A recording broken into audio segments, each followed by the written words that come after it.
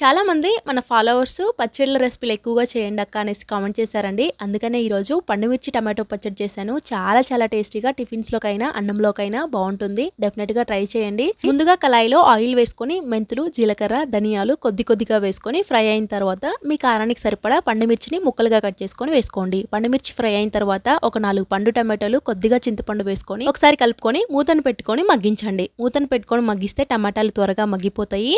ఈ విధంగా మగ్గితేనే పచ్చడి కమ్మగా ఉంటుందండి. ఇలా మగ్గిన తర్వాత టేస్ట్కి సరిపడా సాల్ట్, అలానే కొద్దిగా పసుపు వేసుకొని నూరుకోవాలండి. అలానే మధ్యలో ఒక 5-6 వెల్లుల్లి రెబ్బలు కూడా వేసుకోండి. ఇదే ప్రాసెస్లో సేమ్ మిక్సీ జార్లో కూడా వేసుకోవచ్చు. కొంచెం బరకగా ఉండేలా చూసుకోండి. కానీ రోట్లో వేసి నూరితేనే చాలా కమ్మగా ఉంటుంది కదా పచ్చడి. ఈ పచ్చడిలోకి తాలింపు వేస్తే ఇంకా బాగుంటుందండి. కళాయిలో ఆయిల్ వేసుకొని జీలకర్ర, ఆవాలు, ఎండుమిర్చి, కరివేపాకు, కొంచెం కొత్తిమీర వేసుకొని మంచిగా ఫ్రై అయిన తర్వాత ఈ పండుమిర్చి పచ్చడిని వేసుకోవడమే. చాలా సింపుల్గా అప్పటికప్పుడు చేసుకోవచ్చు అండి. టేస్ట్ అయితే చాలా బాగుంటుంది. డెఫినెట్గా ట్రై చేయండి.